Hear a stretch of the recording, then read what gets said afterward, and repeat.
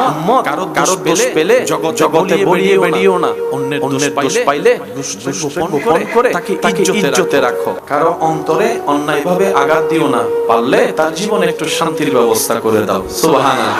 উম্মত কারো দোষ পেলে জগতে বলিয়ে বেরিয়েও না, অন্যের দোষ পাইলে দোষকে গোপন করে তাকে ইজ্জতে রাখো, তার ইজ্জত হেফাজত করো। উম্মত রে, মানুষের চোখের মধ্যে পানির কারণ তুমি হইও না। উম্মত তুমি চলার পথে রাস্তায় কাঁটা দেখলে, পেয়ারা দেখলে সরিয়ে দাও, যেন অন্য ভাই তোমার কষ্ট না পায়।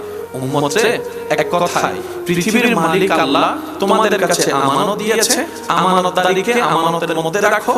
পৃথিবীকে ধ্বংস করিও না, পৃথিবীকে নষ্ট করিও না, পৃথিবীকে অশান্তি করিও না। কোরআন যে কথা বলে, লা তুফসিদু ফিল আরদে, রব বলে আমার জমিনে তোমরা ভাড়াটিয়া থাকতে দিয়েছি, মালিক কাউকে বানাইনি, সুতরাং জমিনে তোমরা ফাসাদ করিও না, অশান্তি করিও না, তর্ক বিতর্ক করিও না, জামিলা করিও না, রক্তপাত করিও না।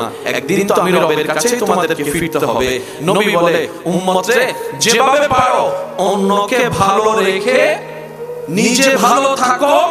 হাজার ব্যস্ততার ভিতরে তোমার রিজিক দাতার দরবারে সিজদা দেওয়ার সময় বের করো।